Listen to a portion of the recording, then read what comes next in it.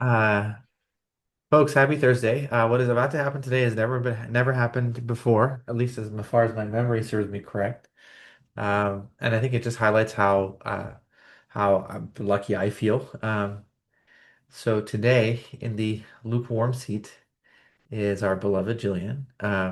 Jillian's journey in the CP solvers has been a very eye-opening for me, and I will tell you and be very transparent about why. And that's because uh, uh, um, all the rules about academy recruitment were broken, and that Jillian had not presented a case and uh, and had not taken care of patients in real life as a junior medical student, but had demonstrated so much passion and enthusiasm for learning and growth so consistently over such a long period of time. It was impossible not to connect with her and chat with her. And when I did, it became evident that today would happen at some point in the future. And after joining us in the academy, I will tell you if we have an internal session and Jillian's not there, I worry for a moment about her well-being.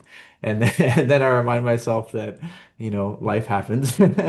But it's been such a treat for you to trailblaze what it's like for somebody who is earlier in their career than most to to push your clinical reasoning even before you've hopped into the clinical years. And very excited for today. Um, yeah. Thank you for shedding light on that space and hopefully inspire more and more people to realize that this space is all about growing every day, not with little to no regard about where you currently stand. And your growth has been monumental to the point where I know you will shine today. So thank you for doing this. I'll hand the mic to you to say hello, and then we will shed light on everybody else who's making the session. You're too kind, but thank you. I'm Jillian. I'm a second year medical student at Mount Sinai, and I'm excited to be here. Nervous to be here. Hopefully, I can share some of my thoughts and get a lot of help from everybody else. But I'm very grateful to be able to be part of this space. Yeah, so early on and to have learned so much already. Amazing. All right, let's pass the mic to the people who are making this happen. First, Aaron, who's scribing today. Aaron, mic to you, my friend. Hi, morning everyone. I'm Aaron. I'm scribing today, and I'm excited to hear David's case and listen to Jillian. Amazing. Nice to see you, Aaron. I see Eugene is doing teaching points. I'll hand the mic to you, Eugene, to say hello. Oh, I think, yeah, there you go. Hello, everyone. Can you hear me? Yes. Yes. Yes. So I'm Eugene. I'm excited to be here. I've been away for a while, but I'm happy to be back and very excited for David's case. It's always a treat. So, yeah. Last time David bamboozled us with a case of visceral leishmaniasis. We're very excited to see what he has up his sleeve. Mic to you, David. Hello, friends. So happy to be here. I'm also now New Zealand, so presenting also. It's yeah, it makes me nervous. Even if I have presented just at least I think 5 cases in the last years, but it's okay. You'll do fine, and um, Rabih is there, so no. 5 cases? Way more than 5 cases, my friend. David has been part of this team since its very inception, and I think five goes to show how humble he is. Um, all right. Good. Yeah, Yeah. let's rock and roll.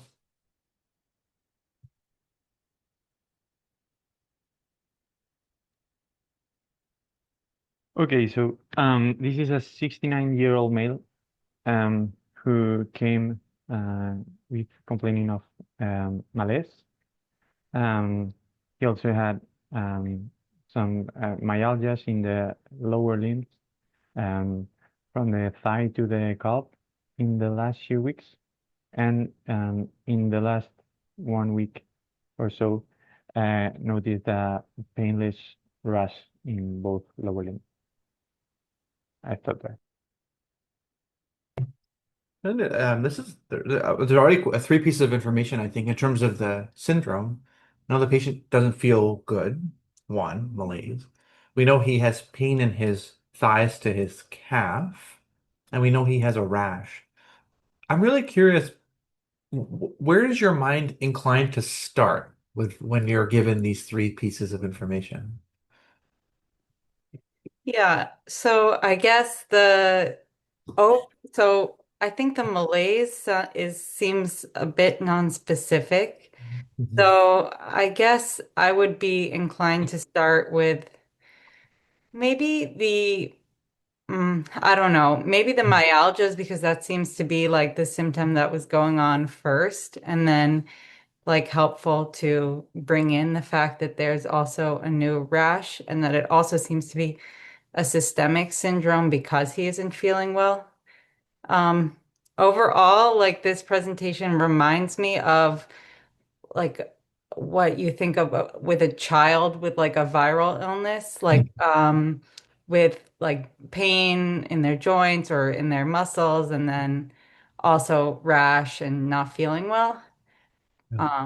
Yeah, I guess those are my initial thoughts. Yeah, I think they're excellent thoughts. And the truth is, Julian, we can only scratch the surface about what's going on with this patient because of how diffuse his syndrome is.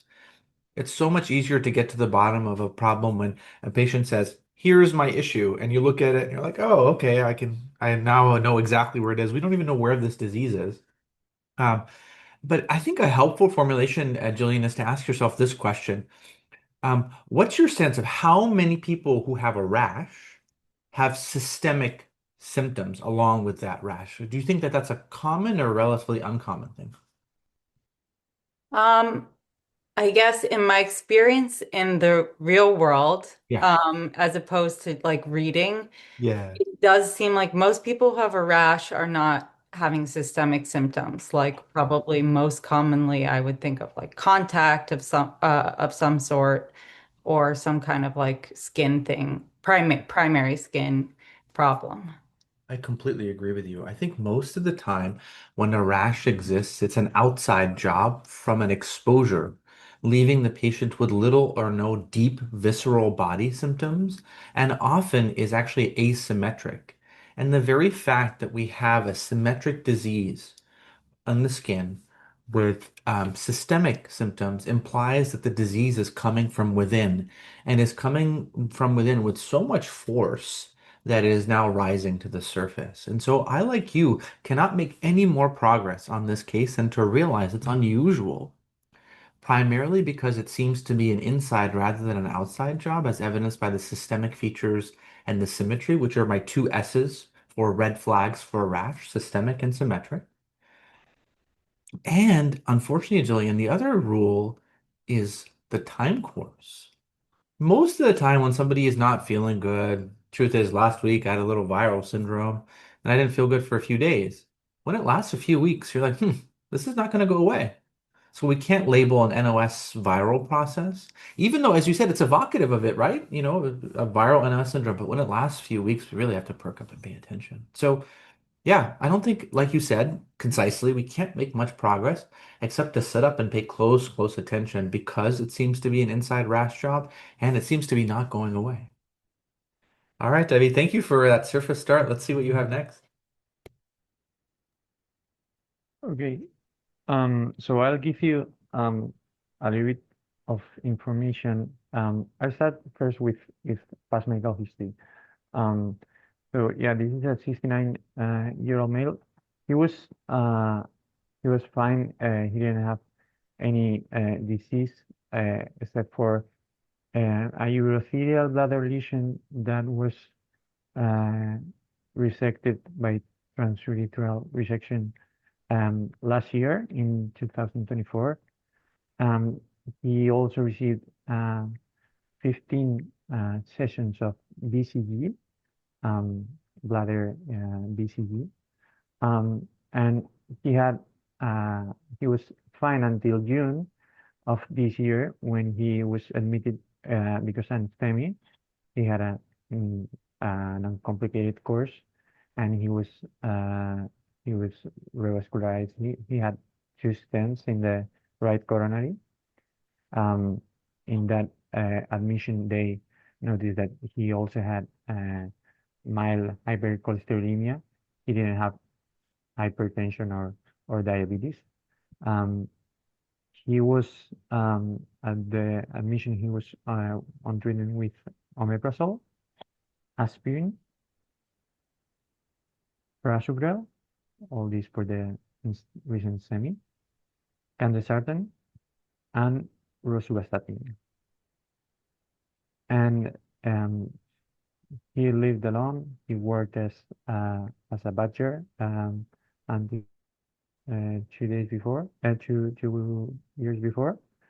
Um, he was a smoker up to the admission with when he was admitted for the STEMI, and uh, he had a 45-year history of smoking. Didn't drink any alcohol. So in June he had this episode of myocardial infarction, and he was discharged. He was feeling well, and 1 month later or so, he started developing this um, malaise, chills, um, myalgias in the lower limbs, non-exertional, and he later developed a rash. He didn't complain of anything else, like no chest pain, no dyspnea, no arthralgias either, um, no headache, no vision loss, no abdominal pain, no nausea or vomiting, and he didn't have any bleeding history also, and didn't change anything in the medication or added any other products. Yeah, no other drugs. I'll leave you there, and yeah, better go for the physical exam. Such a beautiful exercise of storytelling, David. Thank you for all this information. Yeah, Julian, I'll just open the mic to you. I'm curious how your sort of subconscious is tracking this case. What progress have you made?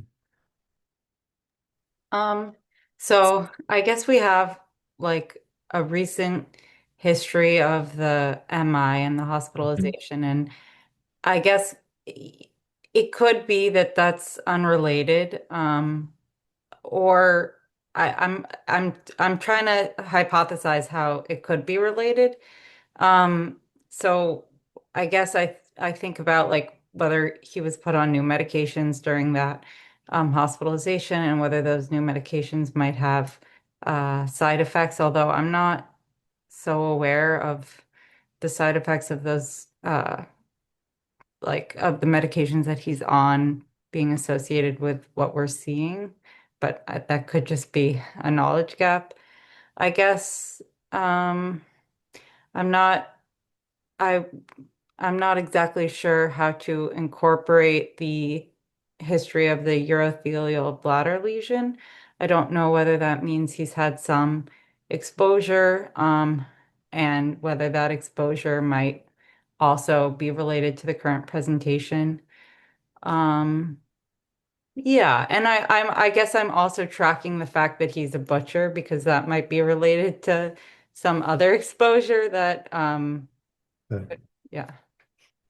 Yeah, I'm struck by something that you're doing that I say would say is a marker of somebody with a larger, much larger than expected clinical experience, which is you're able to say so much with such few words. And I think being so concise and accurate is exactly the kind of what we strive for attendings to be. And I think you're demonstrating that skill set so early on in your career. If I were to shed any further light, is to make an inference with you, Jillian, that I think this patient, because of the malaise and the myalgias, is inflamed. And I suspect that his history features of inflammation will correlate with some laboratory features of inflammation. And the question that I'm trying to answer is, how high do I expect his inflammatory markers to be? And because of the subacute nature, I expect him to sort of have mild uh, inflammation characterized by maybe an ESR, CRP elevation, but maybe not an impressive neutrophilia. Might be surprised because the nature of his inflammation might be characteristic. So he might have some eosinophils that can give us a clue, but I don't expect him to be hectically inflamed. And so why do I plant that seed? Um, One thing that we try to do in terms of figuring out why somebody's inflamed is to figure out if they have an antigen driving their inflammation. And then if we don't find an antigen, be it an infection or a drug or a toxin or even a cancer, we often render the diagnosis autoimmune disease. And so we first have to focus on an antigen that's driving inflammation and because of morbidity, infections. You could take a nuanced approach to antigenic inflammation and ask yourself, do I think the antigen is alive or is it inert? And by alive, I mean, is it something that's able to replicate like an infection or like a cancer and grow? And I'm more and more and more suspicious that the antigen, if it's present, is not alive. And why would I say that? Um, the gentleness of his progression and the symmetry by which he's progressing makes me suspect that a dynamic progressive stimulus of the inflammatory cascade, such as an infection or a malignancy, is low probability. I would expect some asymmetry based on where that infection came in. And I also expect some aggression to this syndrome. And so if the labs surprise us and repivot us and say, wow, if he is super sick, he's got a white count of 30, then take all this back. But I'm on the hunt right now for um, an inert, not alive, antigenic stimulus of his immune system. And if I don't find anything, start to pivot to autoimmunity. And that's exactly what Jeffrey does all day, every day, right? So I think if I were to summarize where we're at, I'm in sort of non-specific land like you. Um, and I think he's inflamed. I'm really curious to see how much and how aggressive. And the journey of inflammation at the surface level, we conceptualize it in a mnemonic I made, but you can conceptualize it pathophysiologically as antigenic or autoimmune. And you can classify antigenic into an antigen that is alive and replicates fast, or an antigen that is static, like a drug, or an exposure like silicosis, that slowly putters on. And inert antigens, like drugs, really, really mimic autoimmune diseases because they just tickle the immune system constantly. So I think it'll be interesting to see how inflamed he is and if he maintains this symmetry. We'll still have to do our checklist for infections. We'll still have to wonder, does he have recurrent cancer? But I think his the gentleness of his syndrome is less compatible with that. So let's see how this case evolves, and if we can answer the question, is he symmetrically inflamed, and is he aggressively inflamed, and be able to fine tune this analysis some further. All right, David, Mike, to you. Okay, great discussion. So, I'll give you the physical exam. The vitals were essentially normal, but it was a febrile 36.8 Celsius. Um, heart rate was 95. Blood pressure was 110/70. SpO2 was 97 on room air. Generally, he was feeling fine, not in acute distress. HNT were normal, no cervical lymphadenopathy. Cardiovascular and pulmonary exam were also normal, no murmurs, no crackles, wheezing, or anything else. Abdominal was also normal, no non-tender, didn't palpate any hepatomegaly or splenomegaly. And well, neuro was also normal, no focal deficit and no weakness in her limbs. And the skin, he had an erythematous um, bullaceous lesions that were non-blankable on palpation in the lower limbs, mainly on um, in the from the knee to the ankle. Didn't have any lesion initially on the palms or soles. Um, didn't didn't have any edema or signs of DVT either. Um, yeah, I was going to say that lesions that were non-blanchable were palpable. Um, and yeah, non-painful. I don't have a picture from that moment because I didn't see the patient initially, but will later give you some images because I encountered the patient later in her course, his course. So yeah, take you Ask. there. Yeah, thank you. Thank you, David. Yeah, so Julian, what do you think of this exam? So I guess the main thing to focus on is the skin exam because everything else looks good, which Sure. is reassuring. But the skin exam, like I think helps make a lot of progress here because having sort of the palpable like the non-blanchable like purpura basically is very evocative of like a vasculitic process, like IgA vasculitis, is what I think of. Um, Maybe I would be thinking about whether this is related to some malignancy, either the old malignancy that's back or a new one, or maybe like a drug exposure also still could be.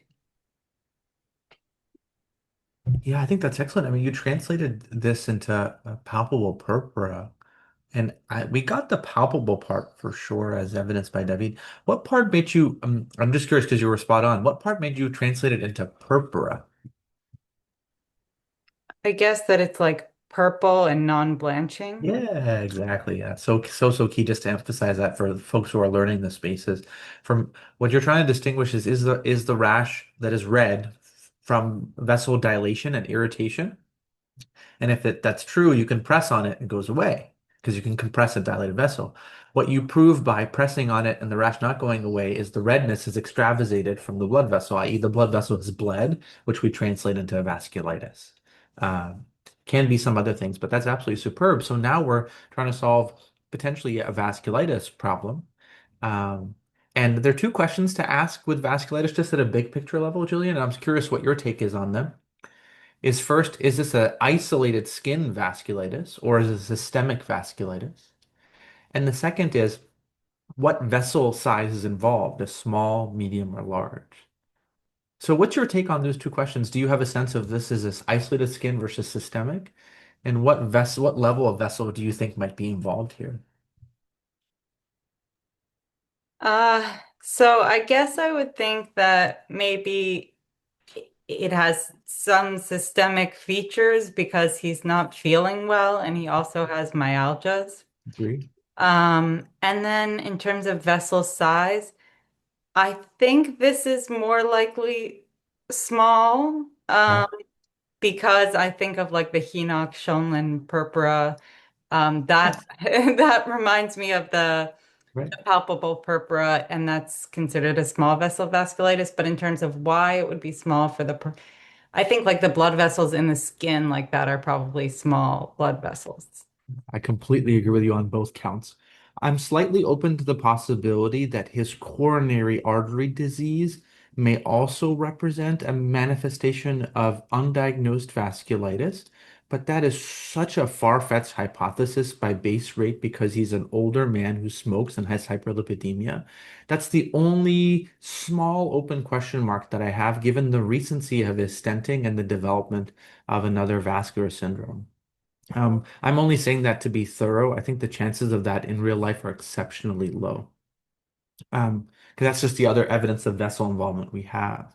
So, like you, I'm characterizing this as a presumed systemic small vessel vasculitis. And to quote David, I think the test that we need now is our complement levels to really, really help us make progress, amongst other things. Yeah, so we have a little bit more of a coalescence of what this syndrome is. It seems to be that a systemic small vessel vasculitis. Now the reason for it, I think, remains elusive, but at least we have a funnel by which to make progress. And I think getting a survey of the systemic landscape is really, really key, in addition to understanding uh, um, uh, the surface level manifestations. Um, yeah, well, I'll leave it at that, and we'll see what progress we can make with David's next topic. Okay, great. So here come a bunch of labs, but let's see. Um, so white blood cell count were normal, 6,030, with a normal differential. Hemoglobin was 10.5 with an NCD of 96. Platelets were 159K, which is normal. The coagulation also normal, and INR of 1.2, CTPA of 30 seconds, and a normal fibrinogen.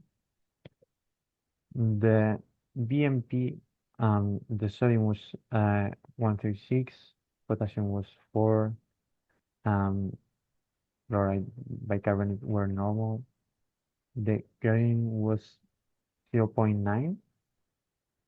The B1 was 20. Glucose was 90. And the glycosylated hemoglobin was 3.7. Calcium was normal, 9.5. AST was 425. Um, sorry, AST was 325. ALT was 425. LDH was 360. PK was 120. Alphos was 100. Bilirubin was 1.2. Albumin 3. Total protein 6.5. CRP was 3.3, just mildly elevated. And I don't have here the ESR. Thing that were elevated also. I'll give you also a UA that didn't show any white blood cells, no hematuria, um, and a CPC of 0.1. So no proteinuria, no albuminuria either. I'll give you also that at the chest X-ray was normal, and an abdominal ultrasound only showed mild splenomegaly of 14 centimeters. Yeah, no other remarkable findings.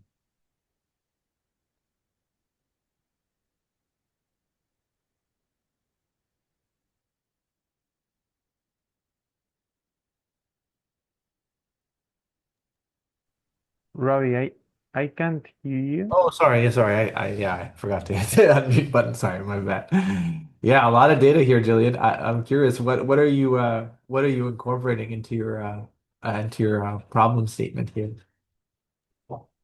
Well, I think the most notable findings here are the AST and ALT elevation, and I'm not sure exactly what to make of it.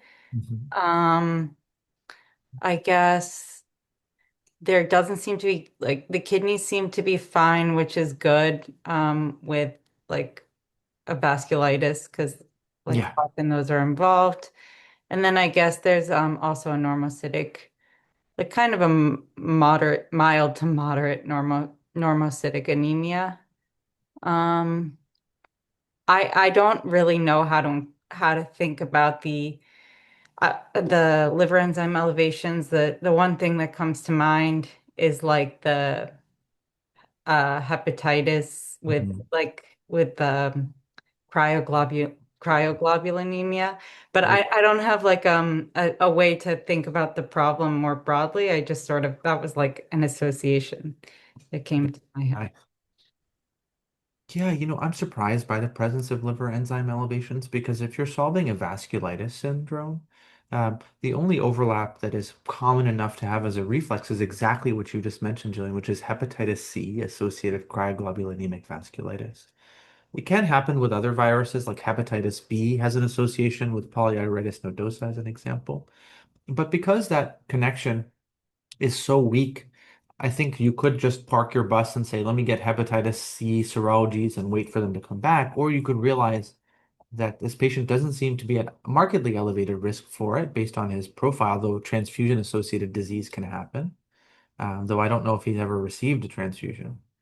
Um, and so I would try to separate them, say, okay, what progress can I make on this hepatitis? And in all comers, hepatitis is often because of a substance, drug, or an infection. And I think that's definitely the base rate.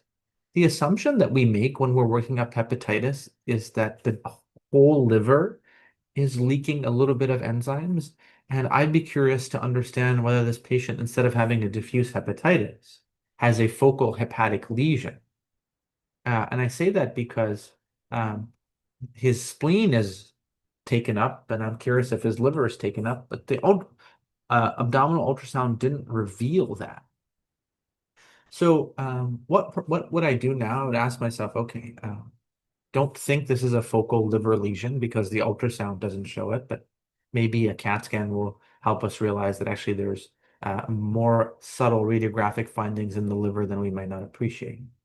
And I think that's my first branch point. Is there a space-occupying liver process versus a diffuse hepatitis?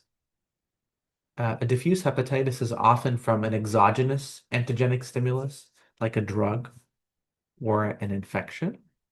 Um, but rarely can be from an endogenous antigenic stimulation, such as autoimmune hepatitis, Wilson's disease, so on and so forth. So I'd probably sequentially go through that workup while continuing to work up the vasculitis elements. And I think the vasculitic element will really be clarified by the complement levels to help you make progress on that. But whenever I'm stuck in a case, I go back, be like, not only do I have to figure out what the patient has, but also why they got it in the first place. And so this is the time to scrutinize the medical history and be like, is there a drug that can cause liver injury and vasculitis at the same time? Uh, is his cancer back? Is he suffering a complication of the treatment of cancer and generate hypotheses based on that? But the summary of this conversation is these things, the liver enzymes, the splenomegaly, and the vasculitis, don't easily mix together. So I'm treating them all separately and seeing how we can further clarify them, also using an assist from his medical history.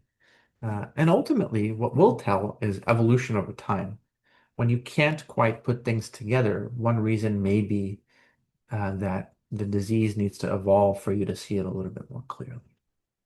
So yeah, let's keep a very, very open mind because I don't think we can go down a specific path yet. We have to follow all these threads as David guides us through this really interesting case. All right, Mike to you, David. Okay. Um, so I'll give you some different information in this aliquot. First of all, basic serologies.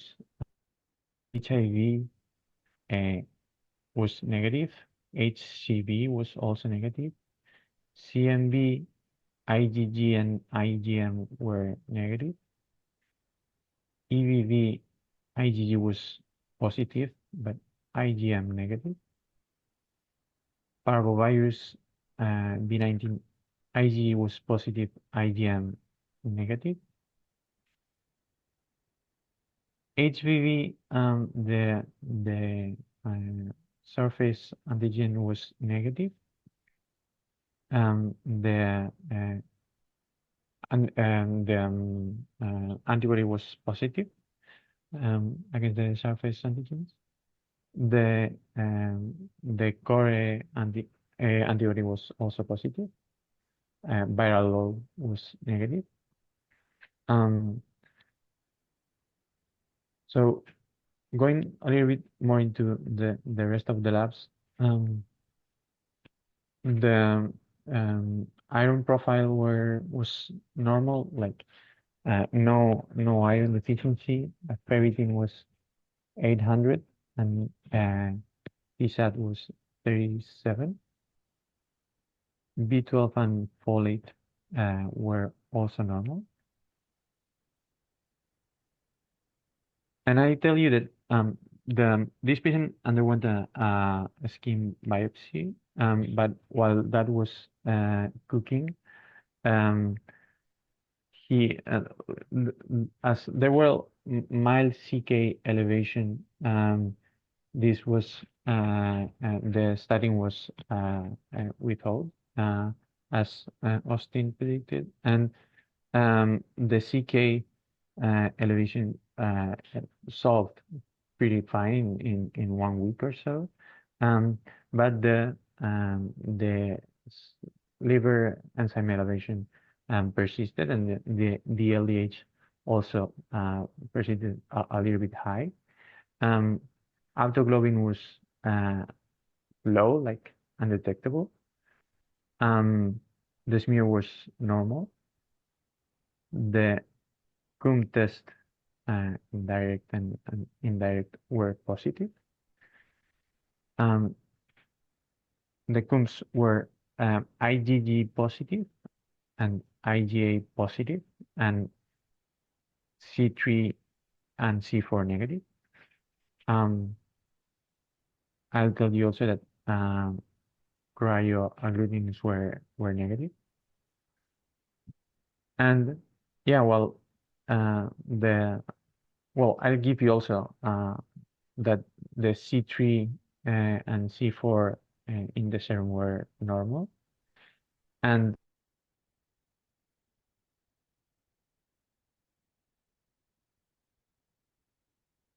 also cooking. Oh, sorry, David. I think for the last maybe 5 seconds you froze. The last thing we heard was the C3, C4 norm. Yeah, that well, the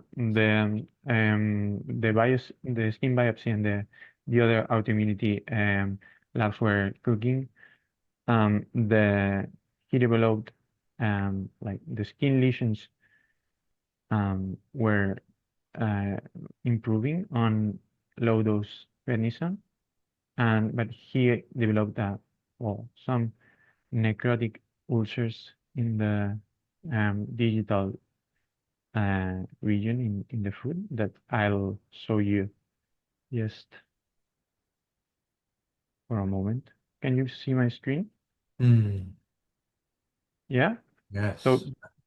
these were these first image were his skin lesions after 1 month or so that were yet uh, by their non-palpable, and this completely resolved on low dose prednisone. But he developed like Hmm. this necrotic skin ulcers um, in the toes Hmm. that you can see that. Yeah. Wow. And I'll leave you there. That's absolutely fascinating, David. What an intriguing case. Yeah, Jillian, we got the skin updates, but we also got the laboratory updates. And maybe we can just sort of tackle them in the order that they evolved. I'm curious what you made of the labs and how they evolved on you. I'm a little bit surprised. I think that I don't know. So I think we don't have the whiteboard up now, so I don't remember everything exactly. But I think I mean, there's clear like hemolysis with the Yeah. haptoglobin low. We have also um, we also have like a mildly elevated LDH. The hemoglobin A1C, which we didn't talk about in the last one, um, Mhm. it suggests that there's like a lot of red blood cell turnover maybe going on. Um, and I guess we got the serologies and the cryoglobins, which are sort of making less likely, yes, a lot of these infections less likely, and then also the HCV associated globulinemia less likely now. I guess what else would I say? I think yeah. So we have like we also have the Coombs test. So we have like a hemolytic anemia, autoimmune hemolytic anemia, Mhm. but um that I guess is somewhat responsive to steroids too because the ProPro went like decreased.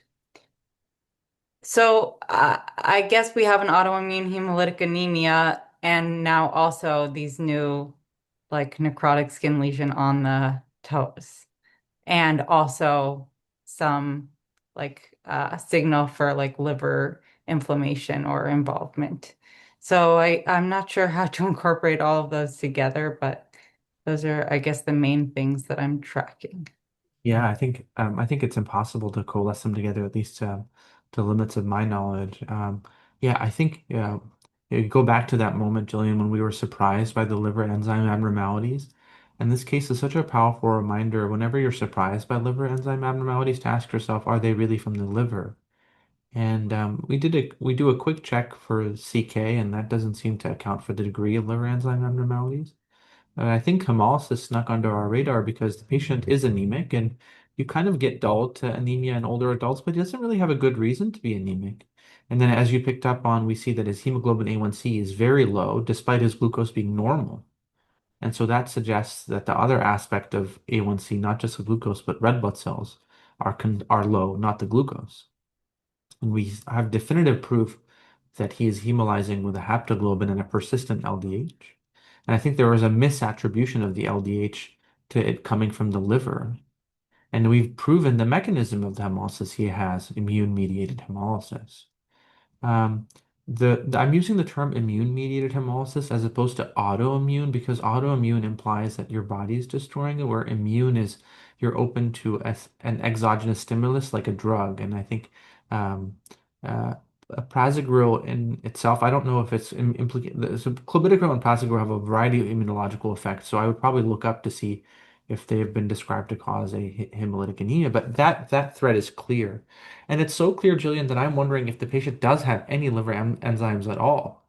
And I wonder if all these enzymes are actually coming from red blood cell breakdown. And so you can coalesce at least half of the syndrome to there's a spleen that's big. And it's very plausible now that the spleen is big because of subacute to chronic hemolysis. And so you could perhaps take this entire chunk of laboratory data and represent it under the tentative but likely label of subacute hemolytic anemia masquerading as hepatitis without true hepatitis, as supported by the intact synthetic function of the liver and the lack of radiographic abnormality. And then the splenomegaly might be a clue as to why the patient's hemolyzing, but importantly, can also be a consequence of the hemolysis. And so for me, this case collapses into like, why is this patient having immune-mediated hemolysis? And the powerful clue to understand that is to understand that the patient has skin necrosis. And instead of a vasculitis problem, we now have a thrombosis problem. And I think we do the exact same exercise that we do um, uh, with um, with vasculitis, which is which vessels do you think are occluded here? And so based on what you're seeing, Julian, what thoughts do you have on what the level of vessel involvement might be here in this case? Um, I think like still like on the smaller side, like small to maybe medium. Because like there's more, I mean the feet are like supplied by smaller vessels. Um, and but also now there's like a clear hemo, like not enough blood flow getting to the feet. So maybe small to medium, I guess. Yeah, I'm right there with you. I think it would be really interesting to see what the PT and DP pulses are for this patient, and to see if they're reduced. And I suspect, um, I'll wait 1 second. I suspect, based on the fact that the skin of the leg otherwise looks phenomenal, that these are really very, very small vessel occlusions. But of course, the assessment with your own hands and with a Doppler about the medium vessels in the foot, the DP and the PT, could allow you to really make a lot of progress. And so, we have hemolysis, and I think to understand hemolysis, let's use the associated clue, which is the patient is clotting off in their skin. Um, uh, when we play a little bit of when we go back to the medical history and get some clues, how do you connect a patient who might have had a cath and gets these kinds of feet? What overlap can you invoke in that space? Well, so I think of like venous insufficiency, like pooling of blood in the feet, but I wouldn't think that it would look like this, Yeah, um, because there's still like blood flow getting to the feet. It's just static in that case. yeah, And right. then I guess like I also associate, like atherosclerosis, like peripheral arterial disease, but then I would also expect not so much skin involvement, but more yeah, not so much skin involvement, more like exertional Yeah. pain or things like that. Um, I'm not so sure. Maybe there's some reaction to. I don't know. Actually, I'll just leave it at that. I'll try my best that way. No, no, no. I'm curious. Have you heard of the entity of cholesterol emboli? Yes, I have, but I hadn't no like associated with these skin. Yeah. Yeah, unfortunately, what can happen is with the calf, you can flick off pieces of cholesterol that go and often occlude the distal parts of the toes. It's called blue toe syndrome. I say that not as its leading suspicion here, based on the distance and the time course, but also just as a reminder that what we don't know is what is occluding these small vessels. It could be cholesterol. Um, it could be bland thrombus, or it could be malignant cells. And there have been many case reports of malignant cells been described to occlude skin vessels. I've seen it actually once in a patient with breast cancer who presented with skin thrombosis. So let's just summarize to see what David has in store with us. We have hemolysis and we have immune-mediated hemolysis. So I think it supports the idea that there's some sort of immunological activation. In the vast majority of patients who have immune-mediated hemolysis, the immune activation is idiopathic. We don't know why it happens.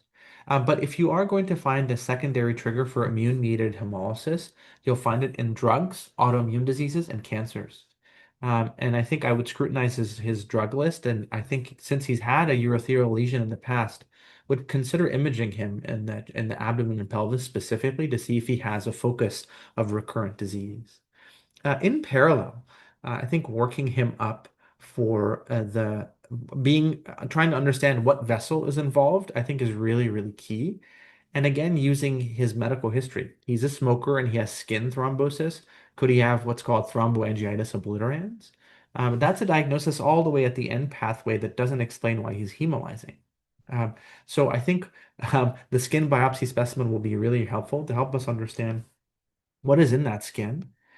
There's also a variety of conditions that cause disproportionate thrombosis of the small vessels in the skin alone, including antiphospholipid antibody syndrome, which is also associated with hemolysis, and an entity called cryofibrinogenemia.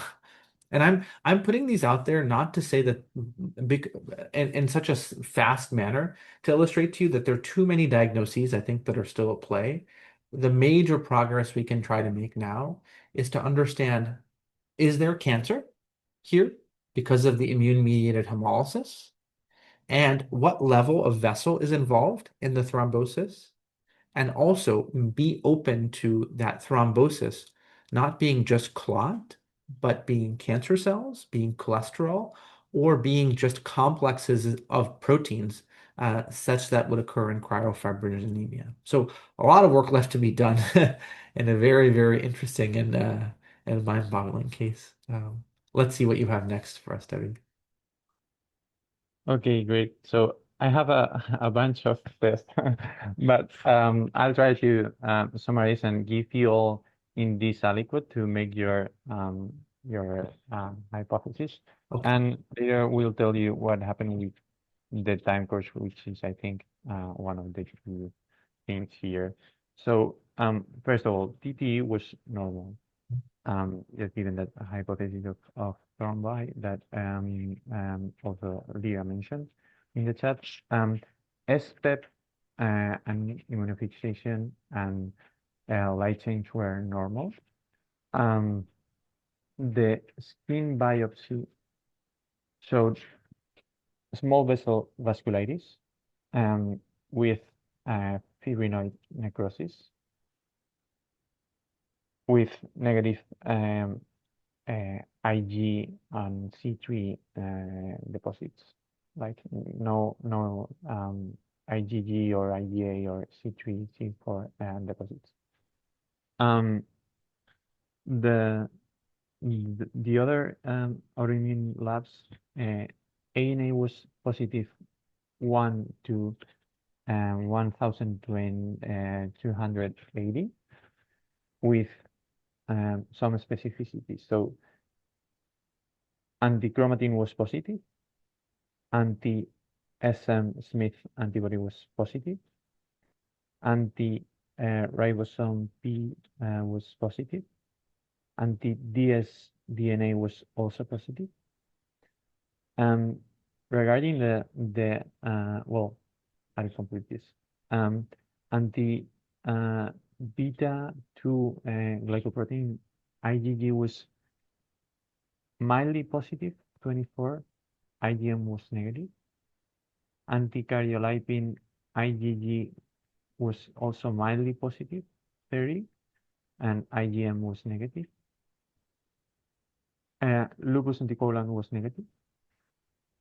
And caserologies MPO PR3 were negative. Rheumatoid factor was normal. CCP was normal. Cryoglobulins were normal. Regarding the also the like liver autoimmune serologies, all were negative except for mildly positive anti-mitochondrial antibodies, and we did think that he had both hemolytic autoimmune hemolytic anemia and hepatitis. I thought that because ALT was persistently like higher than AST, and that mm, result later than the autoimmune like hemolytic anemia and the LDH, but end up improving with mycophenolate. And I'll tell you also that uh, a PET-CT was ordered just to rule out malignancy. This was negative. No vasculitis at any level, and no lesions concerning for malignancy. And I'll just finish telling you that like 2-3 months after the initial presentation on August, like last month, he came to the clinic and uh, he developed a stents superficial venous thrombosis in the great saphenous vein. Um, that was just yeah, mildly symptomatic, but was pretty stents. And yeah, I'll leave you there. And yeah, later we'll discuss. It's not very close to the X, but um, but Yeah, that's super helpful, David. I'm just to ask you, how much more data do you have until the reveal? Is this the yeah, I don't have any more data. okay, Just perfect, perfect. time Okay. course. Yeah. Okay, superb. So, Jillian, this is a lot. And so, let me ask you, Debbie, do you have 10 extra minutes after the hour, or are you running into it? You do. Okay. What about you, Jillian? Are you rushing into something else, or okay? I see both of you nodding. So, why don't we just do a 4 to 5 minute breakout room to catch our breath, think through this, see what progress we can make, and then we'll reconvene. This is too fun a case to try to squeeze into the last 3 minutes. Okay. I'll see you all very soon. Yeah. Welcome back, everybody. This is such a mind twister.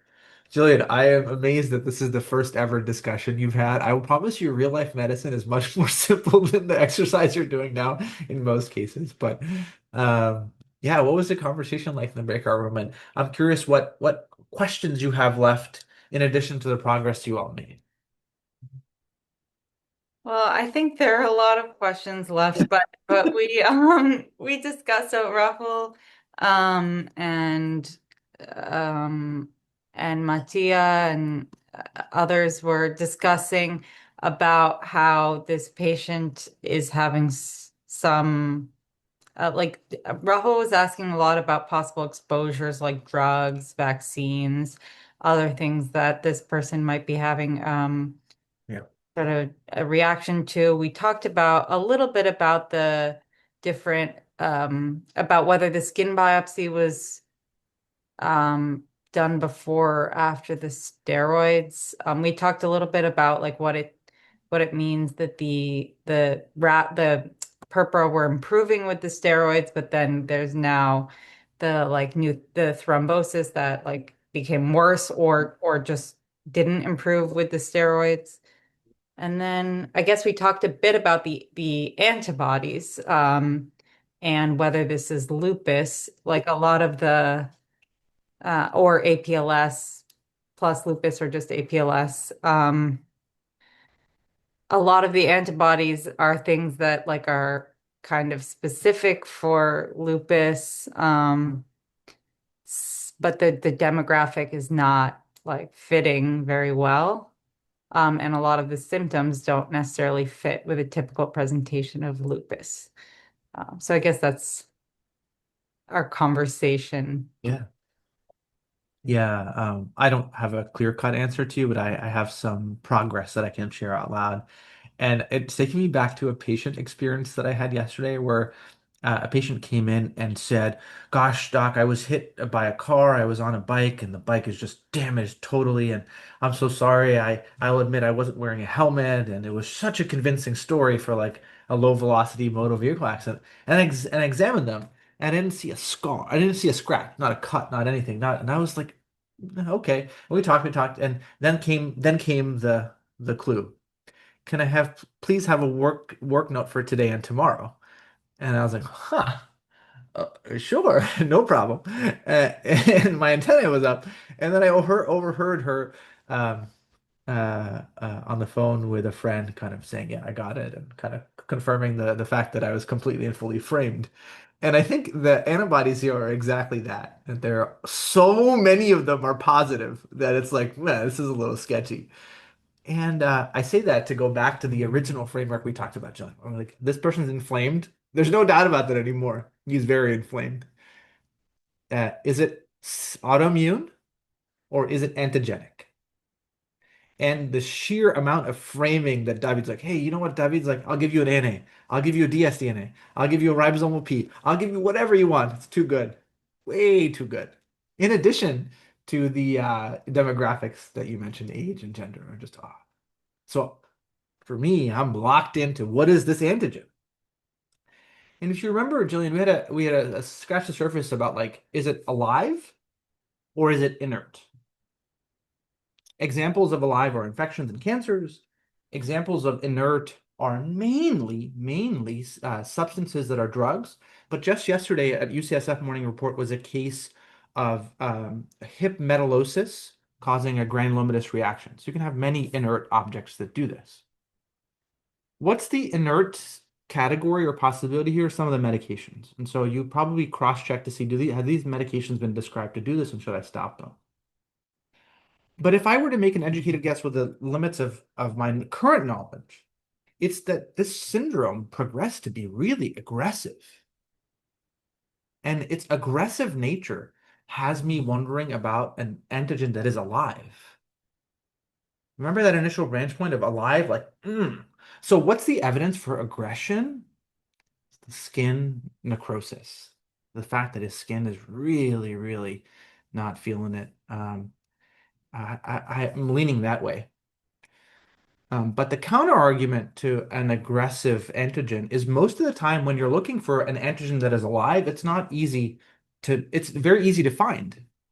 You find that cancer, you find that infection, especially with a PET CT.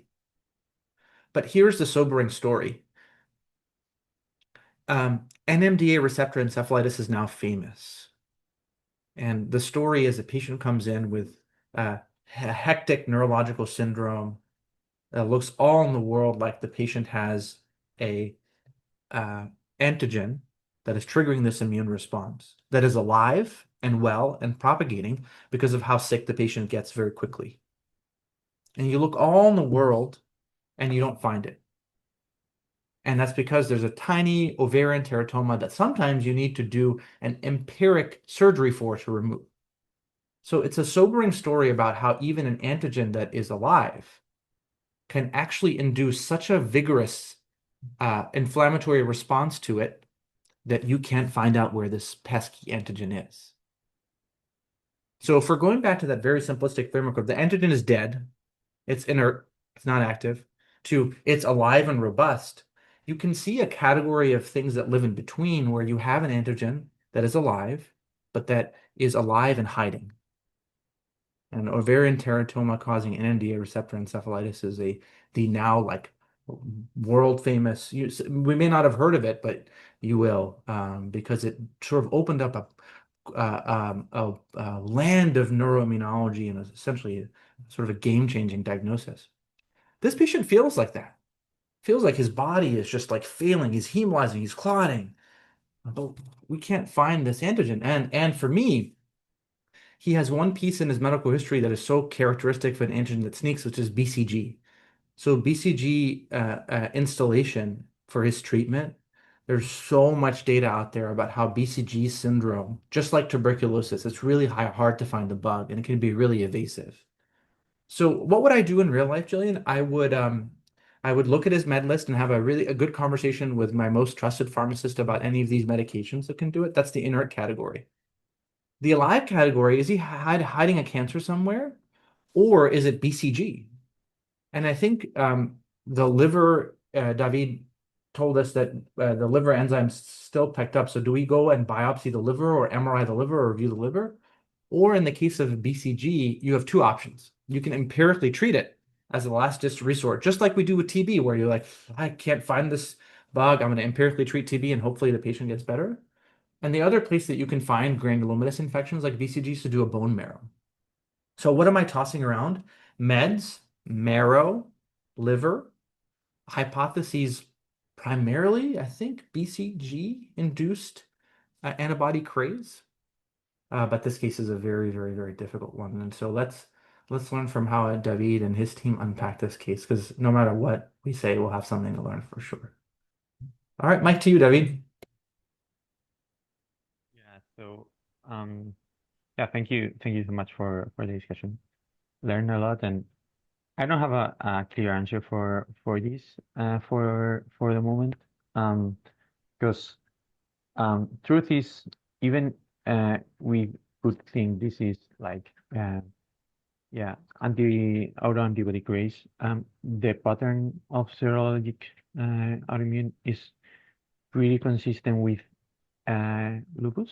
Um, and yeah, it's not a classic presentation, and what is more, I think, against that hypothesis of lupus is the age and the gender, but um, lupus could account for the autoimmune hemolysis, for, for maybe the hepatitis, um, even the vasculitis. I also think there is likely APLS secondary to what we are seeing here. Titers are not high, but this patient developed a stent resistance SVT on also being on dual antiaggregation. And the the the thing is, um, we we don't have another DX for the moment, but um, what I've seen with I started mycophenolate on the patient, and the autoimmune hemolysis and the hepatitis fully resolved, but he developed new like new skin necrosis. um, I don't know what component of that is because of um, um, immune activation. I think is a likely explanation here. Um, and my thought is, as you were proposing, that this is likely, I think this is likely lupus, but with that unlikely exogenous or endogenous trigger that we're not seeing for the moment, and that, yeah, I think we'll have to monitor, because I wouldn't, yeah, I think this patient will probably develop maybe a cancer in a few, like in a short term, or I haven't seen anything regarding the VCG that was also in my mind, and also with the with the caveat of the immunosuppression that I started on him. Um, but yeah, I think there may be an exogenous or endogenous trigger that is activating all this background that in the end seems to be compatible with SLE and with secondary APL antiphospholipid syndrome.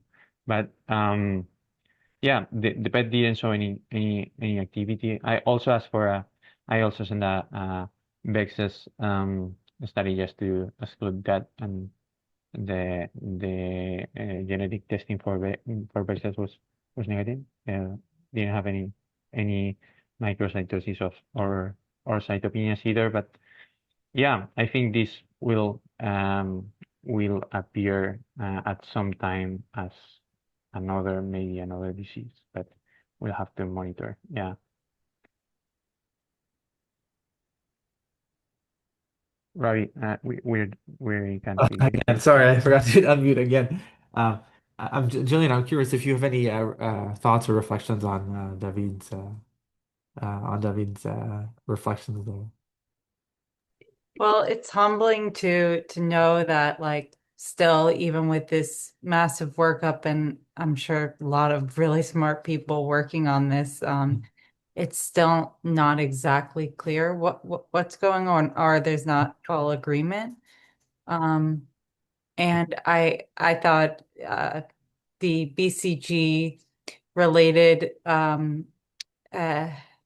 related autoimmune reaction I hadn't heard about, so that was good to learn about that. And I hope that the patient can be, treated and get, like, I mean, even if it's not fully clear what's going on, it seems like there are things, I guess, that you guys are doing to manage, and I hope all can be well Yeah. for this patient.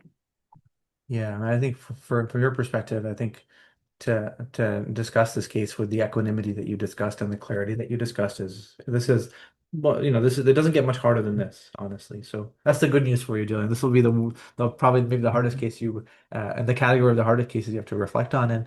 And for me, it goes to show you how difficult it is to be a rheumatologist. Not to play to certain family members, because ultimately you're saying, I don't know why your immune system is going crazy, and here's some medications to suppress it. That's ultimately what rheumatology is about. And so we have a certain understanding of how diseases that tend to not need any antigen suppression, how they behave.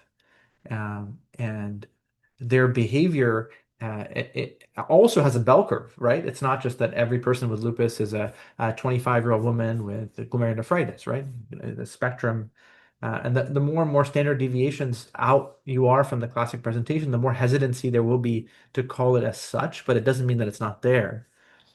And so I think what you can do in a case like this is to make sure that you're not dealing with the first category of inflammation, which is there's an overt, evident antigenic trigger.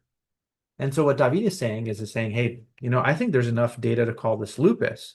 And the category that he's open to blossoming, should the immunosuppression not help, is either an inert antigen or a sneaky one that is alive. Um, and so he's open to cancer being detected by this. He's open to, but no clear drugs were found on the review. And when you look at autoimmune diseases in general, you realize that this concept lives strongly in the world of autoimmunity, where cancers before, during, or after the discovery of autoimmune diseases are essentially a feature of the vast majority of autoimmunity. And so I think being open to that in this patient based on his unusual demographics, you're more open to it than you would be otherwise. And I would just add that there are a few subset of infections that are notorious for sneaking up on you like this. And most of them are viral, like hepatitis C, which, if you didn't know hepatitis C before, you would see a cryoglobulinic patient with vasculitis. What would you call them? Well, if you can't test for hep C, you have no choice, right? And immunosuppression helps people with cryoglobulinic vasculitis a lot. And as you start to build, what are the infections that do this? I've been humbled so much by Bartonella. I've seen rheumatologists publish case reports in the New England Journal of Medicine about how Bartonella fooled them for years. And who knows? BCG treatment is very common. The vast majority of people will get BCG treatment and have no complications, but it is on that list. And the literature would support the statement that it can sneak up on you. And so, yeah, what is my ultimate conclusion? I think inflammation, antigenic or autoimmune, overt, alive or dead, or somewhere in the middle. And who knows where this patient has, but I think at some point you have to be like, I'm not just gonna like wait around. I have to do something. And the response to immunosuppression is a profoundly helpful thing, and hopefully the patient improves, and that's all he needs. If he doesn't improve, he has one of the best doctors in the world to make sure that you catch whatever offender is there. Sorry that this was way over their expected time, but David's cases are always very, very thought-provoking.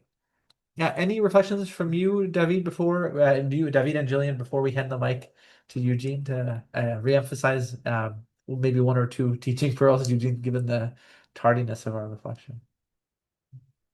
Anything else you wanted to add, guys? Go ahead, David. Yeah, nothing. I will try to read a little bit more on this antigen, versus active, because I think it's very interesting. And yeah, love that approach, Ravi. Thank you. I also think this was just a very cool case to sort of illustrate like the difficulty with autoimmunity. I really loved your reflections because, um, yeah, because it helped to clarify sort of what we mean when we diagnose a primary autoimmune disease, like how much of it is based on uncertainty about the trigger versus like non-existent trigger or uh, and I think all of that reflection is very helpful, both in terms of like thinking through making sure we're not missing something overt, but also in thinking about how to manage a patient with like signs of autoimmunity, but unclear trigger or potential existing trigger, but but maybe not clarified yet. So I think the whole reflection on also how to, you know, treat the patient in the meantime, was like really helpful in framing how I think about autoimmunity too. You blow my mind, Julian, your ability to comprehend such complexity so early in your career. It's kind of, yeah, that's surreal. I've never seen anything like it. Kudos to you for all the work you do to make it happen. Eugene, what are your favorite teaching points from today's session? Thank you for ferociously keeping up. Yeah, thank you so much. I think I'll just start off with we don't have to wait around, but we have to do something, whether it's as a result of primary autoimmune cause or it's from an antigen, either innate or active. So kudos to David's team for already starting something. And then amazing discussion from Gillian, who was able to catch the presentation from the beginning that a 69-year-old patient came with a non-blanchable rash. She was able to quickly describe it as a purpura. And so we already, from the start, presumed that this could be from a systemic small vessel vasculitis. And then when we got to know this patient also has myalgias and malaise, it suggested to us that there's some possible systemic inflammation ongoing. And the subacute nature already gave us the thoughts that we may not need to dwell so much on the inflammatory markers, but if you are approaching an inflammation or a systemic inflammation, you want to consider whether it's an antigenic stimulus or you want to consider whether it's autoimmune. So antigenic stimulus, you may consider an aggressive replicating and a live stimulus, which could be infection because you want to prioritize infection because of the morbidity associated with it. Common infections that can do that. Dr. Rabih mentioned that they are usually the viruses, so HCV, that's hepatitis C, it's leading to cryoglobin vasculitis could be one. You also want to consider malignancy, and then you also want to consider the slow or innate forms, that is drug. And this patient had different parts of the history that suggested to us that this could be from an antigenic stimulus. The urothelial bladder lesion that the patient had could suggest that this was malignancy induced. The drugs that the patient had for the NSTEMI, the prasugrel, could also suggest that this was from innate and slow stimulus. And then we got some labs. The labs influenced our thinking a bit in that we saw an autoimmune picture, i.e. the anemia, elevated LDH, undetectable haptoglobin.